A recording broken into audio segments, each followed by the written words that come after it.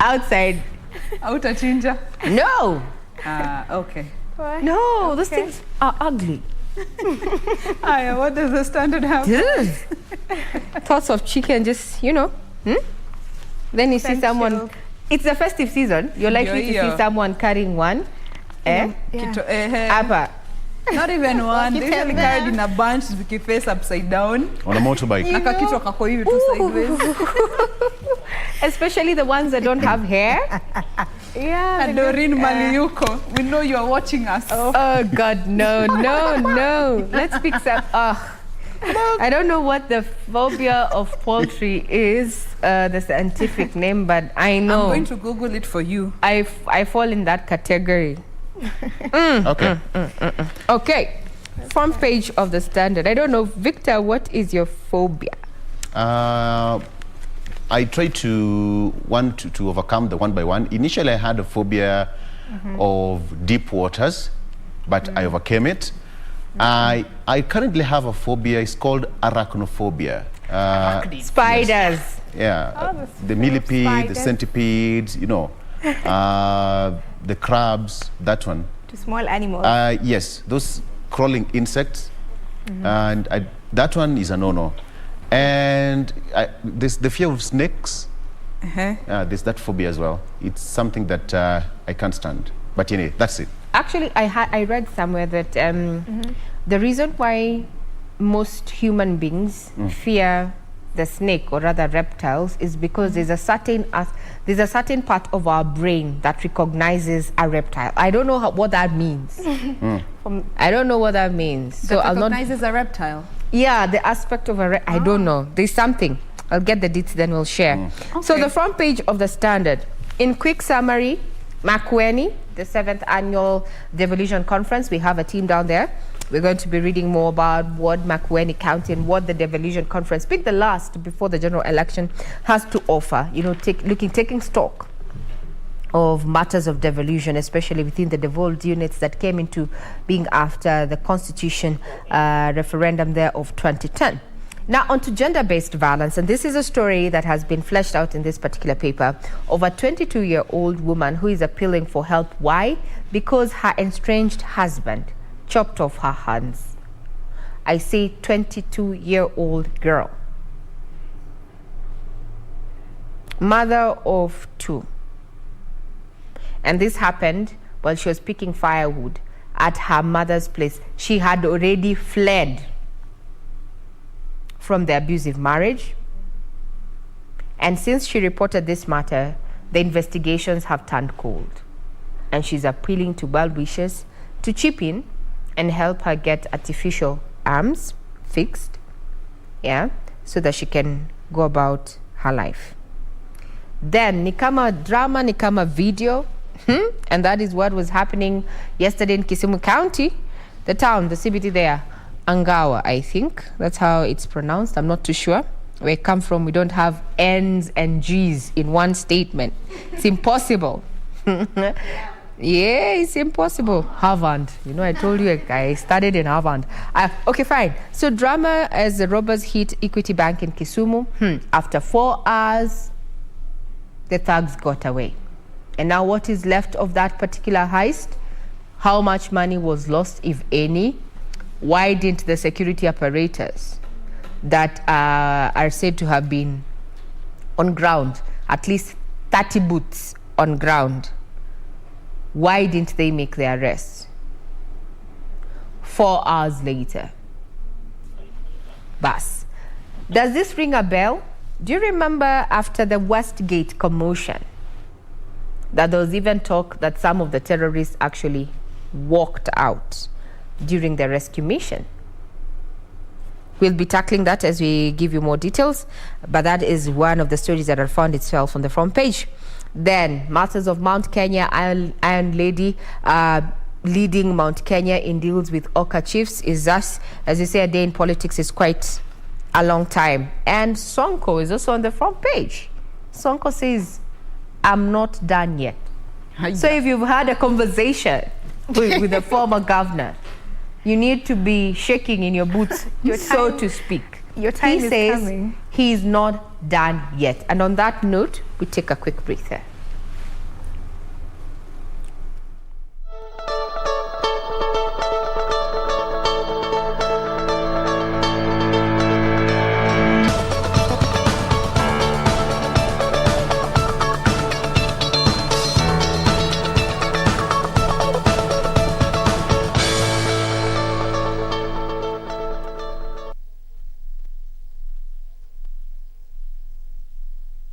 And still on the papers, let's take a look at some of the stories herein. Uhuru and Ramaphosa appoint team to address Kenya-South Africa visa hurdles. Announcement made during joint press conference in Pretoria yesterday. And to this end, they have acknowledged that the immigration department of the two countries had finalized consultations on the technical requirements on immigration matters and concluded two legal instruments. These instruments, as well as the recent launch of the e-visa system, will contribute towards simplifying visa processes and enable easier movement of people between the two countries. So the president is in South Africa, courtesy of the host Cyril Ramaphosa. Okay.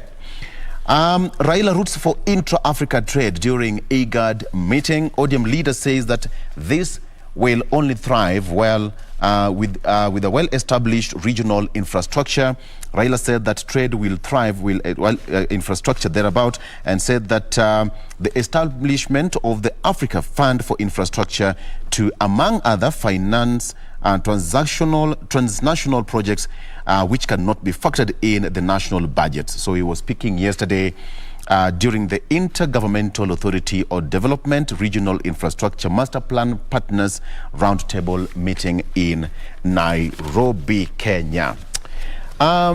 We've always seen the rate at which Lake Naivasha and Lake Nakuru is quickly diminishing, and lost Lake Naivasha deeds led to riparian land grabbing.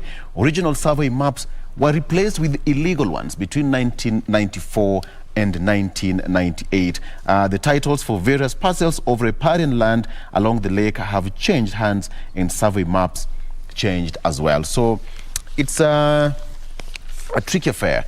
And very quickly, why Kenya may lose 80 billion shillings to Italian firm in Kimwarer Aror case. Taib says that they will demonstrate to the court how Rotich and his co-accused planned to steal 65 billion shillings of public funds. This is if an arbitration court rules in their favor. According to the Director of Public Prosecutions, Nordin Haji, the case will be on the head of former Treasury CS Henry Rotich and his co-accused for breaking the law in the procurement.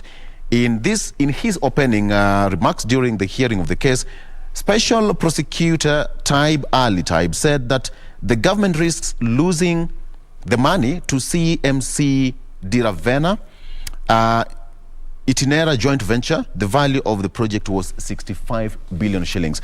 The issue of Kimwarere and Aror has been ongoing for quite some time. And yeah, Kenyans stand to lose.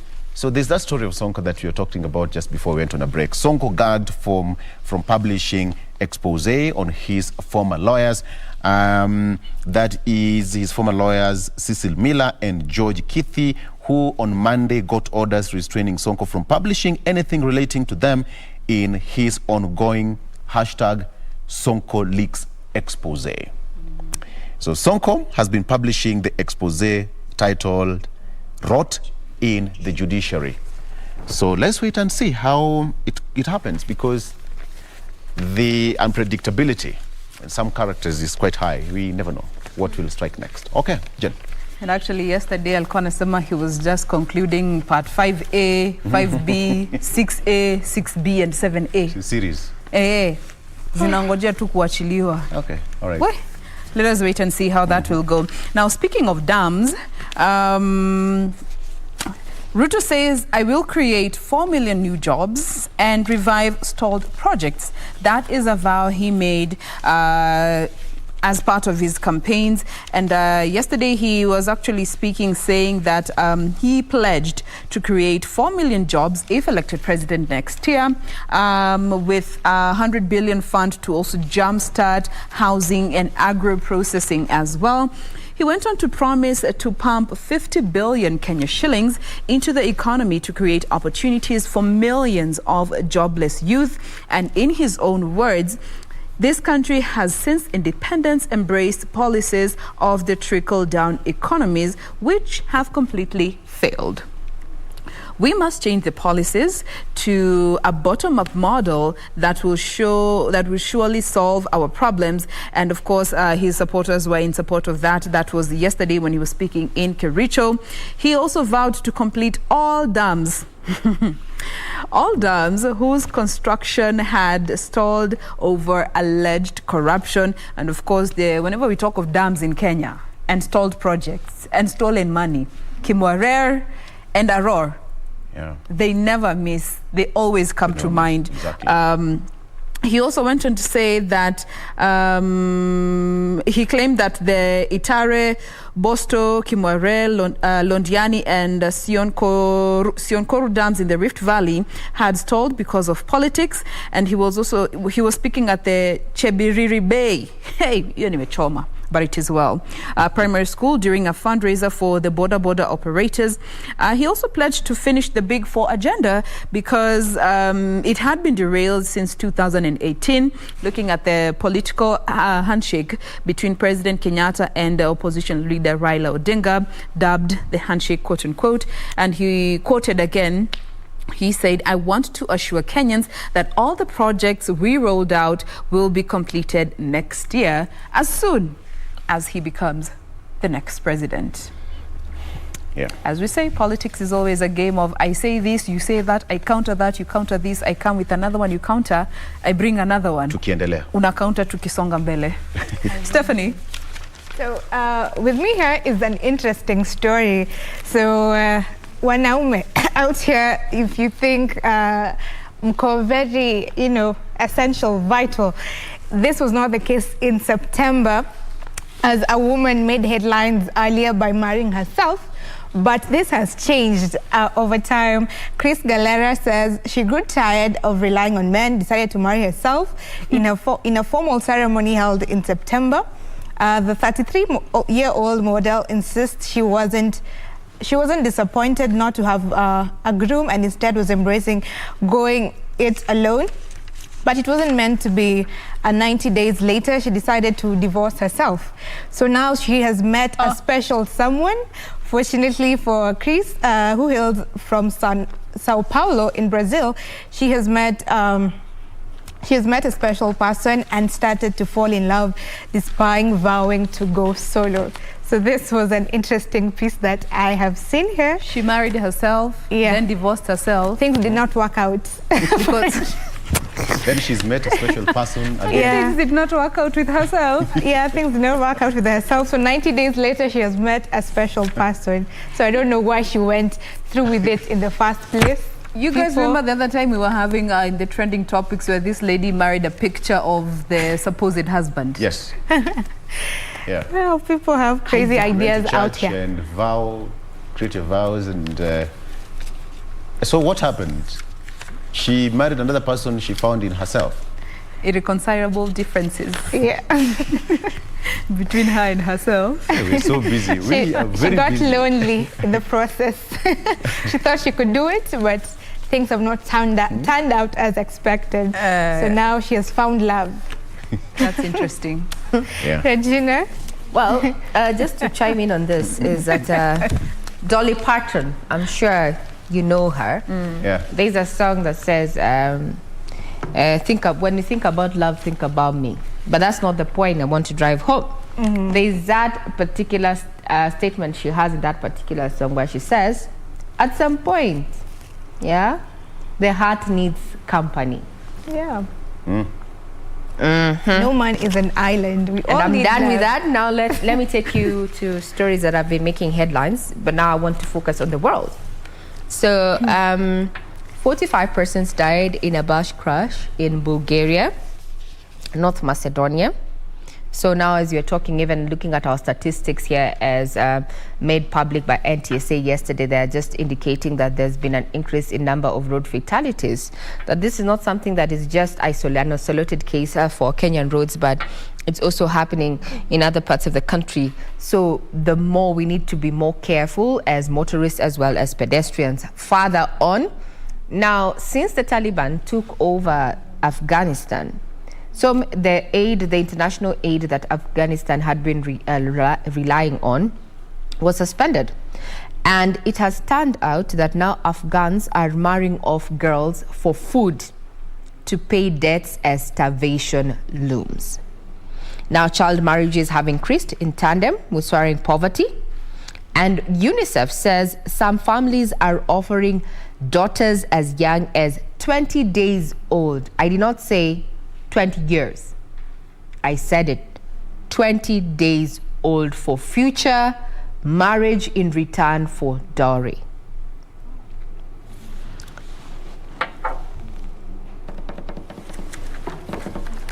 days old.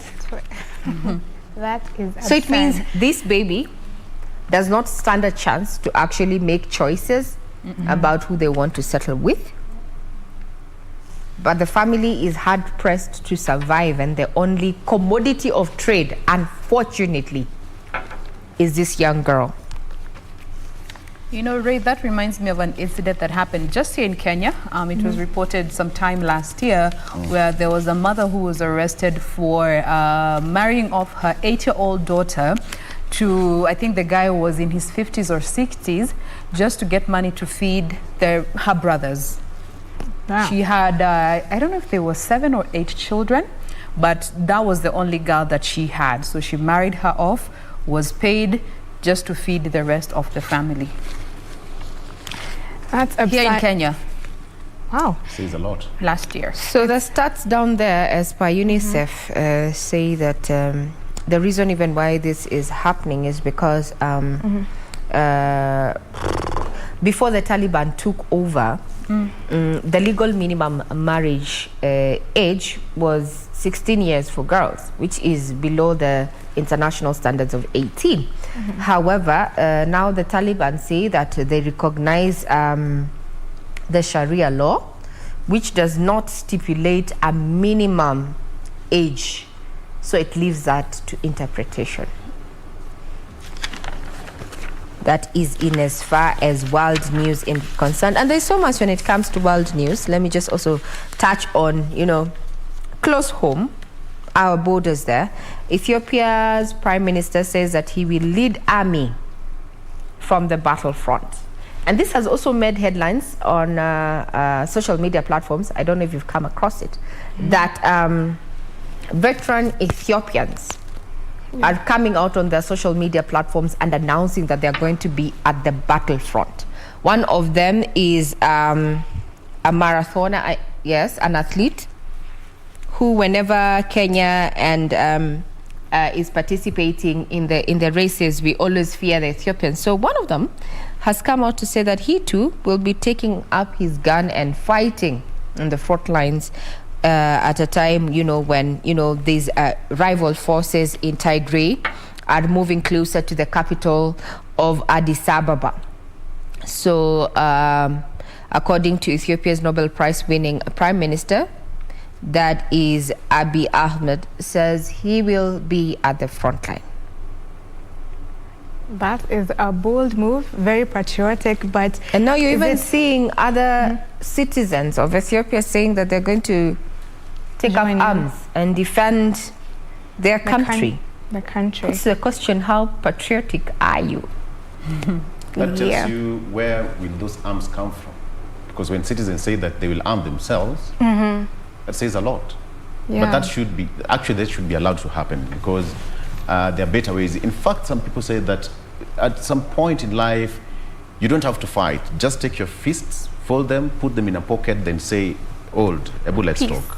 Well, we might When not you mature, sometimes you don't have to fight. but you see, they also say when they get going, and if you look at Ethiopia's history, yes. remember Haile Selassie, emperor, right? And if you go down in history, down memory lane, Ethiopia's history, in as far as Africa is concerned, it was not colonized. Yeah. Yes.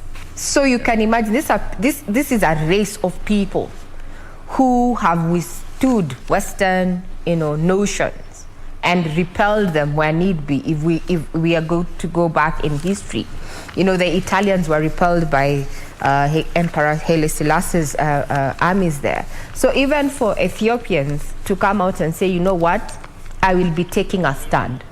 Well, we'll be keeping tabs on that, because also as President Uhuru Kenyatta was having his conversation with South Africa's President Cyril Ramaphosa yesterday, a journalist asked a question about, the security details that have emerged, shared by the U.S. Embassy, UN actually, coming out and say that Ethiopia should be on the lookout because terrorists might be planning something.